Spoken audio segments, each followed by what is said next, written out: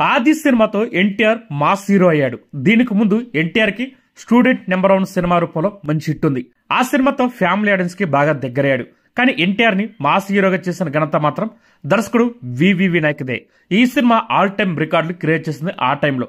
అప్పటి స్టార్ హీరోలైన చిరంజీవి, వెంకటేష్, బాలకృష్ణ, నాగార్జునలకి ఎన్టీఆర్ పెద్ద ఛాలెంజ్ విసినట్టయింది. అంతేకాదు నెక్స్ట్ సినిమాలో కూడా చాలా మార్పులు చోటు చేసుకున్నాయి. కొన్నిటికి కథలు మారాయి, ఇంకొన్నిటికైతే దర్శకులే మారిపోయారు. అయితే ఆది సినిమా టైంలోనే ఎన్టీఆర్ బి గోపాల్ గారి దర్శకత్వంలో అల్లరి రాముడు అనే సినిమా చేయడానికి సైన్ చేశారు. బి గోపాల్ దీనికి దర్శకుడు. అదే టైంలో ఆయన చిరంజీవి గారితో ఇందిరా సినిమాను కూడా తెరకెక్కిస్తున్నారు. కానీ హైప్ మాత్రం ఇందిరా సినిమా కంటే ఎక్కువగా అల్లరి రాముడు సినిమా పైన ఉంది. అందుకు మరొక కారణం, ఇందిరా సినిమాకి ముందు చిరంజీవి గారు చేసిన మృగరాజు, డాడీ వంటివి అట్టర్ ఫ్లాప్ అయ్యాయి. డాడీ సినిమా ఫలితమైతే చిరంజీవి మాస్ స్టామినా తగ్గిపోయిందని విమర్శలకు దారితీస్తుంది. ఫైనల్ గా ఇందిరా, అల్లరి రాముడు సినిమాలు ఒకే టైంలో కంప్లీట్ అయ్యాయి. జూలై 18వ తారీఖునే 2 సినిమాలు రిలీజ్ చేయాలనుకున్నారు. కానీ ఇందిరా సినిమా రిలీజ్ ని చిరంజీవి వారం రోజుల పాటు పోస్ట్ పోన్ చేద్దామని మేకర్స్ కి చెప్పారంట.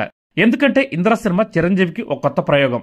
ఆడియన్స్ దాన్ని ఎలా రిసీవ్ చేసుకుంటారో చెప్పలేని పరిస్థితి. అందుకే జూలై 24వ తారీఖు ఇందిరా సినిమాని వాయిదా వేశారు. జూలై 18వ తారీఖున అల్లరి రాముడు సినిమా రిలీజ్ అయి ప్లాప్ టాక్ మూటగట్టుకుంది. కానీ ఓపెనింగ్స్ అయితే బ్రహ్మాండంగా వచ్చాయి. మొదటి వారమే బయర్స్ అంతా సేఫ్ జోన్ లోకి వచ్చేసారు. జూలై 24వ తారీఖు రిలీజ్ అయిన Indira cinema super hit talk తెచ్చుకుంది.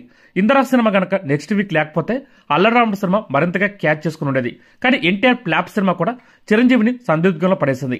ఎన్టీఆర్ మాస్ పవర్ గురించి చెప్పడానికి ఇంతకంటే ఉదాహరణ అవసరం లేదని చెప్పాలి.